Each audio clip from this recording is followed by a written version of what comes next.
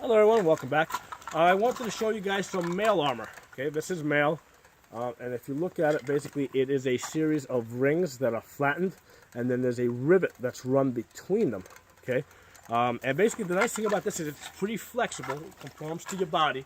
And basically, if you're swinging the sword around, it covers your whole body, and at the same time it's pretty flexible. Now the shield would have been my primary defense, okay, and I've done other videos about fighting with the shield, okay. If you guys haven't seen that, you should check it out. So the shield would have been my primary defense. This would have been a secondary defense.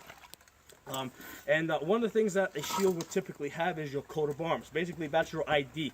It tells people who you are. And I would have been wearing a tabard over this, basically a cloth that also had my coat of arms, which again tells people who I am. And the significance of that is that during medieval combat, the part of the reason why knights went to war against each other was because they were trying to capture each other and ransom each other. Okay, so it was basically a money-making business. Think of it sort of like as high-stakes gambling. Okay, you either risk, getting yourself caught, and you're taking a chance of trying to catch the other guy. Okay, so that's what medieval combat was really about. Basically, I'd have a bunch of men that I'd be leading into battle.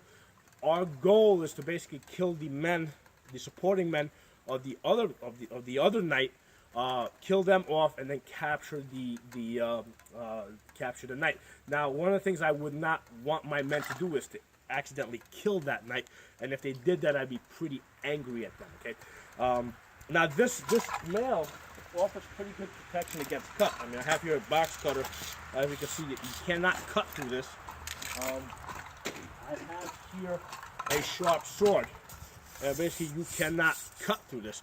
But basically, if just even lightly hitting myself over the arm bone over here, I can start to see.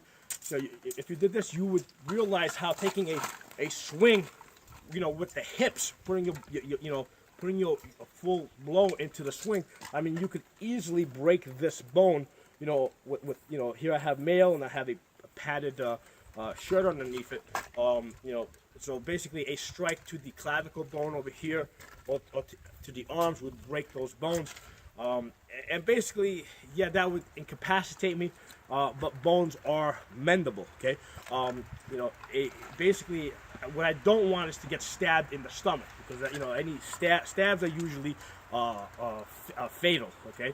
So this would protect against stabs, especially from a sword like this. Later on, they developed more pointy swords designed to break through mail. But this type of sword endured for a very long time. It was very popular, and I believe that's part of the reason, because knights weren't interested in killing other knights. They were interested in capturing them. So they would have wanted to use a weapon like this that incapacitates. Okay, because why not use an axe? There's so many more powerful weapons that I could use against this type of armor that would be more effective. Why would I prefer to use a sword like that? And I think part of the reason is because it gives me a better chance to incapacitate the other knight and take him for ransom. Okay, so that's one of the things I wanted you guys to understand as far as medieval combat. It wasn't always about killing the other guy in armor. Okay, the more armor the other guy had, the more fancy it was, the more expensive it looked. The more you didn't want to kill that guy, the more you wanted to capture him and ransom him. And there's one case that I can think of in particular. I think it was during the Battle of Agincourt, and basically you had about 5,000 English, about 30,000 French, and the English, using superior tactics, were able to defeat the French.